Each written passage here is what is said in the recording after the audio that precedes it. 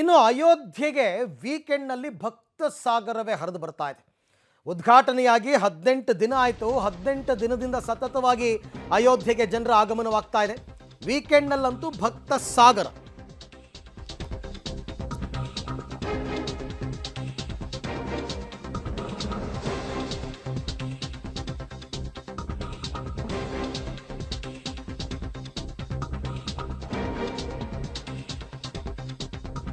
Weekend ಆಗಿರೋದ್ರಿಂದ ಅಯೋಧ್ಯೆಗೆ ಭಕ್ತ ಸಾಗರವೇ ಹರಿದು ಬರ್ತಾ ಇದೆ. ಮಧ್ಯಾಹ್ನ 1 ಗಂಟೆ ವೇಳೆಗೆ 1 ಲಕ್ಷಕ್ಕೂ ಹೆಚ್ಚು ಮಂದಿ ಒಂದೇ ದಿನ ದರ್ಶನವನ್ನು ಪಡೆದಿದ್ದಾರೆ. ಕಳೆದ 18 ದಿನಗಳಲ್ಲಿ 40 ಲಕ್ಷಕ್ಕೂ ಹೆಚ್ಚು ಮಂದಿ ದರ್ಶನವನ್ನು ಪಡೆದಿದ್ದಾರೆ. ದಿನದಿಂದ ದಿನಕ್ಕೆ ಹೆಚ್ಚಾಗ್ತಾ ಇದೆ ಭಕ್ತರ ಸಂಖ್ಯೆ. VIP ಗೇಟನ್ನು ಕೂಡ ತೆರೆದಿದೆ ಆಡಳಿತ ಮಂಡಳಿ. ಅಂದರೆ VIP ಗೇಟ್ ಅಂತ ಒಂದು ಸಪ್ರೇಟ್ ಗೇಟ್ ಮಾಡ್ಕೊಂಡಿದ್ರು. VIP ಬಂದಾಗ ಅವ್ರನ್ನ ಬಿಡೋದಕ್ಕೆ ಅಂತ. ಬಟ್ ಜನ ಜಾಸ್ತಿ ಆಗಿದ್ದರಿಂದ ಆ VIP ಗೇಟನ್ನು ಕೂಡ ಓಪನ್ ಮಾಡಿ ಜನಸಾಮಾನ್ಯರಿಗೆ ದರ್ಶನಕ್ಕೆ ಅನುಕೂಲ ಮಾಡಿಕೊಡ್ತಾ ಇದ್ದಾರೆ. ಇಲ್ಲಾಂದರೆ ಕ್ರೌಡ್ ಕಂಟ್ರೋಲ್ ಮಾಡೋದಕ್ಕೆ ತುಂಬ ಕಷ್ಟ ಆಗುತ್ತೆ. VIP ಬಂದಾಗ ಅವ್ರಿಗೆ ಬೇಕಾದರೆ ಸಪ್ರೇಟ್ ಒಂದು ವ್ಯವಸ್ಥೆ ಮಾಡೋಣ, ಬಟ್ ಈಗ ಬಿಡೋಣ ಅನ್ನೋ ಕಾರಣಕ್ಕೋಸ್ಕರ ಅದನ್ನು ಕೂಡ ತೆರೆದಿದ್ದಾರೆ. ಈ ಬಗ್ಗೆ ಕೂಡ ಮತ್ತಷ್ಟು ಮಾಹಿತಿ ನನ್ನ ಕೊಲೀಗ್ ಶಬೀರ್ ಅವರಿಂದ ಪಡ್ಕೋತೀನಿ. ಶಬೀರ್, ಇದು ಎಕ್ಸ್ಪೆಕ್ಟೆಡ್. ಇದು ಮುಂದಿನ, ನಾವು ಅವತ್ತೇ ಹೇಳ್ತಾ ಇದ್ವಿ, ಮುಂದಿನ 2-3 ತಿಂಗಳು ವಿಪರೀತವಾಗಿ ಜನ ಬರ್ತಾರೆ ಅಂತ.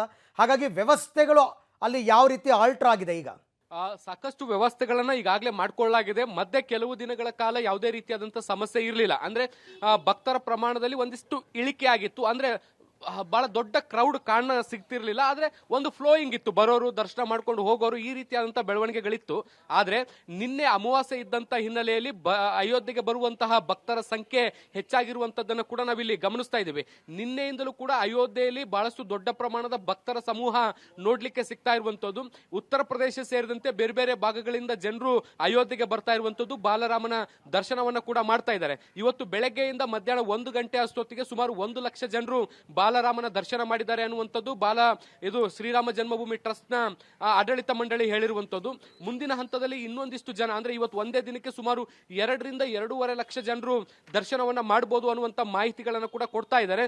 ಮುಂದಿನ ಕೆಲವು ದಿನಗಳ ಕಾಲ ಇದೇ ರೀತಿಯಾದಂತಹ ದೊಡ್ಡ ಪ್ರಮಾಣದ ಕ್ರೌಡ್ ಅನ್ನು ಕೂಡ ನಮಗೆ ನೋಡ್ಲಿಕ್ಕೆ ಸಿಗ್ತಾ ಇರುವಂತದ್ದು.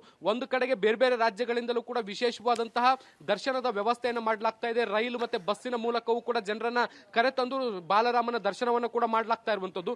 ಇದು ಒಂದು ಕಡೆ. ಆದ್ರೆ ಜನರು ಕೆಲವು ಸ್ವಇಚ್ಛೆಯಿಂದ ಕೂಡ ಅಯೋಧ್ಯೆಗೆ ಬಂದು ದರ್ಶನವನ್ನ ಕೂಡ ಮಾಡ್ತಾ ಇದ್ದಾರೆ. ಹೀಗಾಗಿ ಬಹಳ ದೊಡ್ಡ ಪ್ರಮಾಣದ ಕ್ರೌಡ್ ಅಥವಾ ಭಕ್ತ ಸಮೂಹ ಈಗ ಅಯೋಧ್ಯೆಯಲ್ಲಿ ನೋಡ್ಲಿಕ್ಕೆ ಸಿಗ್ತಾ ಇದೆ. Aravind. Okay Shabeer, thank you ತಮ್ಮ ಎಲ್ಲ ಮಾಹಿತಿಗಾಗಿ, ಧನ್ಯವಾದ. ಸೊ ಇದು ಅನಿರೀಕ್ಷಿತ ಏನಲ್ಲ, ನಿರೀಕ್ಷಿತನೇ.